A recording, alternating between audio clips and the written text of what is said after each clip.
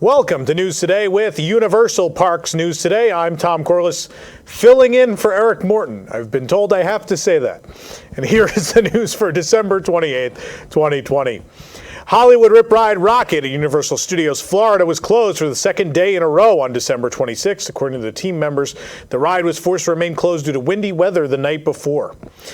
With Central Florida reaching temperatures below 50 degrees, the ride remained closed for the morning. Some of the cars sitting on the track were covered with tarps to keep them protected. Technicians were seen testing some vehicles, and as of 2 o'clock on December 26th, the ride had not reopened, although team members expected the attraction to reopen later that day, and it did. With the opening of a brand new expanded locker area next to Harry Potter and the Forbidden Journey in Universal's Islands of Adventure, the old small locker area inside Hogwarts is no longer necessary. It has now been converted into extension of the nearby shop, Filch's Emporium of Confiscated Goods. The extension of the shop is divided up by each Hogwarts house. The first room has Gryffindor and Ravenclaw merchandise, while the second has Slytherin and Hufflepuff merchandise. Each house's section is matching in Christmas decor. Each archway is also lined with a light-up garland for the holidays. You can watch our video tour right here on our channel. 2 new wands have arrived in the wizarding world of Harry Potter and Universal Orlando Resort. The wands, which belong to Grigorovich and Peter Pettigrew, only appeared in Harry Potter and the Deathly Hallows, so are relatively rare designs. They're only available as interactive wands and both come in a black box. The first belonged to the wand maker Grigorovich, though you can find it in Ollivander's, it was probably crafted by Grigorovich himself. I'm not a Harry Potter expert, but doesn't that make zero sense that there's a Grigorovich wand at... If I'm pointing it out, it's got to be silly, right? This was his first wand before he took possession of the Elder Wand. The wand resembles a smooth tree branch with runes carved in the handle. Coincidentally, Peter Pettigrew also wielded 2 wands. This new black wand was his second, crafted by Ollivander during Harry Potter and the Deathly Hallows. As a follower of Voldemort, Peter Pettigrew's second wand is appropriately snake-shaped. These can be found in the Wizarding World at Ollivander's or an Islands of Adventure trading company and the Universal Studios store. Greeting once again from Lowe's Portofino Bay Hotel. We're back at Sal's Market Deli to try a few more items for their menu, and fair warning, it gets pretty cheesy because we're sampling their in-house calzones, which they call Salzones. The Salzones are large, each can serve 2 people. Head on over to our site to read a review of them. And also we had tiramisu, which was pretty good, shockingly. As an Italian New Yorker, it's pretty solid, pretty solid.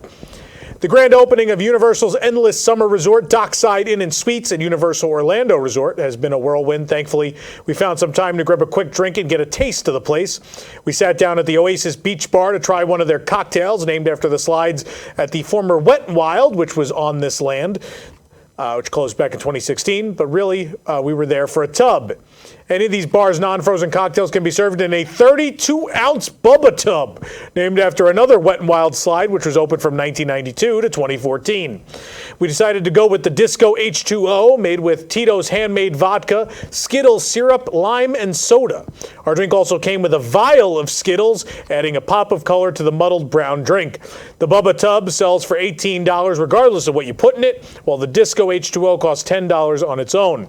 You can head on over to our site for a full review. Nintendo shared an exclusive first peek inside the exciting new Super Nintendo World, opening February 4th, 2021 at Universal Studios Japan in Osaka. From the new foods to special details on interactive elements throughout the land, there's so much to cover. Let's talk about it. Super Mario's creator, Shigeru Miyamoto, hosted this special tour of the land. The entrance to the land features a huge pipe, a warp pipe, iconic to the series. The pipe's interior features LED lights on all sides that give guests a feeling of transportation into the land. Of course, I don't think we've ever seen the inside of a pipe in the video games. There were so many ideas that it was almost an attraction itself, but it became just a walking tunnel. When guests enter the land, they come in through Peach's castle. Portraits on the walls are reminiscent of the different elements throughout the series, particularly Super Mario 64, my personal favorite. Remember jumping into these portraits? Kids, ask your parents. The room plays a reorchestrated version of the Peach's castle theme from Super Mario 64, which will probably bring myself to tears. And the game's iconic sun tiles are even on the ground. I don't know if I look up, do I get access to like a secret level if I look up at the right angle? I don't know. The land's interior features tons of moving elements and motions. There's Yoshis, Goombas, shells, thwomps, piranha plants, coins, and more moving throughout the surrounding structure of the land to make you feel like you really are in the Mushroom Kingdom. The land's entrance also features a small Peach's Castle exterior and a super mushroom pattern on the ground. There are a number of interactive activities throughout Super Nintendo World, starting with something as simple as the iconic question blocks. When in the land, you can wear one of those power-up bands sold separately to interact with different elements and link it to your smartphone via a scannable QR code at the bottom. Elements like those mystery blocks will grant guests coins and other items that can be used via the app. Interactivity is a major feature. I mean, it's a video game world. It has to be, right? So, of course, you can punch those blocks from underneath with your band and collect coins. Miyamoto also demonstrated an activity to receive a key coin. As we mentioned last month, guests who gather 3 keys can use their power-up band to experience a battle with Bowser Jr. There's a bit of a knack to these mini games. Sense of challenge. You do actually have to time things and do them correctly. This activity where you hit the POW blocks at the right time to shoot a shell up into another Koopa is pretty darn cool. There's also popcorn on sale inside the land, and one of the buckets is a star from the game, the icon that gives Mario invincibility. The lanyard on that bucket features a number of Mario elements along with the land logo. There are 2 flavors of popcorn, caramel peach and mushroom. If you've never been to Japan theme parks, well, you're probably asking, how could you do mushroom popcorn? If you have been to Japan, like I have, you're asking, how soon can I get into this country to eat the mushroom popcorn? The land's gift shop is called One Up Factory. A number of Super Nintendo World exclusive items will be for purchase, including items like character caps. God, I need that Chain Chomp hat. One of the land's signature items is a Toko Toko Mario, a special toy created by Nintendo for the land. When you push the red shell forward, Mario walks without any need for batteries. Mario and Luigi will greet guests as well and have articulated heads and speaking basic lines. Pretty cool. The restaurant in the land is called the Kinopio Cafe and is housed inside a giant mushroom building. Kinopio is Toad's name in Japan. The cafe is run by the Toads, and video screens in the order area and seating feature the Toads hard at work creating your food. There's another power-up band touchpoint inside to collect special items. Guests can see all the menu items available on the wall next to that. New entree items available only at Kinopio Cafe include the Mario Bacon and Mushroom Burger and a Super Mushroom Pizza Bowl. Other items include a salad and a cheese appetizer, a cake with cookies bordering to make it look like a question block. Dining interior features a mushroom aesthetic with plenty of seating to accommodate large numbers of guests at once. The ceiling even has lighted versions of Mario items and power-ups because that's what you would do. I don't know if many of you remember Super Mario 3, but you go into the Toad's house and you can do all sorts of games and win power-ups. So it's cool that these are represented inside. Super Nintendo World is confirmed as well now to come to Hollywood, Orlando, and Singapore.